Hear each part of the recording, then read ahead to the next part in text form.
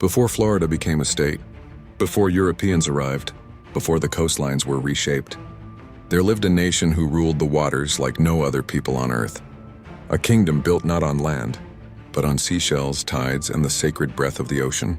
They were called the Calusa, the water people, the children of the tide, the Atlantis of ancient Florida, the water kings of the southeast. The Calusa were not simple fishermen. They were engineers, astronomers, and sea priests who mastered a world Europeans never understood. Their cities were built entirely on the water, floating on massive shell mounds that resembled the island platforms of ancient Oceania, and the water structures described in the legends of Atlantis. They carved canals, constructed water courts, and engineered harbor systems so advanced that modern archaeologists still struggle to explain them. No other civilization in North America built a water kingdom like the Calusa, the sun and the sea gods. Their spiritual world was ancient, deep, and powerful. They worshipped a sun deity and a mother of the waters, symbols identical to the Taino of the Caribbean and the great civilizations of South America, and the Atlantean priesthood described across the world. Their priests wore masks, feathers, and gold paint as they performed rituals honoring the tides, the moon cycles, and the living spirit in every wave.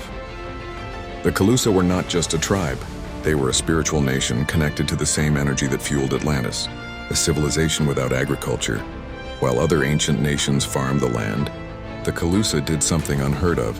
They built a civilization entirely supported by the ocean. Their calendar, economy, and social structure were based on the rhythms of the sea. They understood currents, migrations, tides, and underwater ecosystems with a mastery that mirrored the priestly scientists of Atlantis.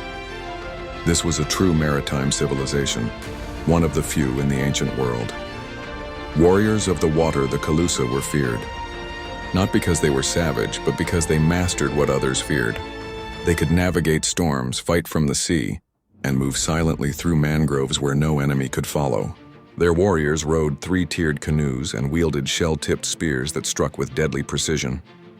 They were the protectors of Florida's coast long before Spain arrived, and when the invaders came, the Calusa fought back with the force of an ocean unleashed.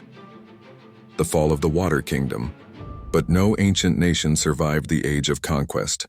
Disease arrived first, then missionaries, then soldiers. The Calusa capital, Mount Key, fell into silence.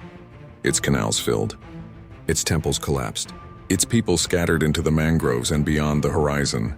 But the truth is this: the Calusa did not vanish. Their blood flows in the Caribbean, in Florida, and in the descendants of the First Nations who still walk these lands. The Atlantean connection. The Calusa were one of the last echoes of a world before division, a world where oceans were highways, not borders, a world where the sun, the moon, and water guided entire civilizations. And like the Taino, the Maya, the Arawak, and the nations of the Caribbean, the Calusa carry the unmistakable signature of an older civilization. A civilization the world calls Atlantis. Subscribe to awaken the DNA of our ancestors.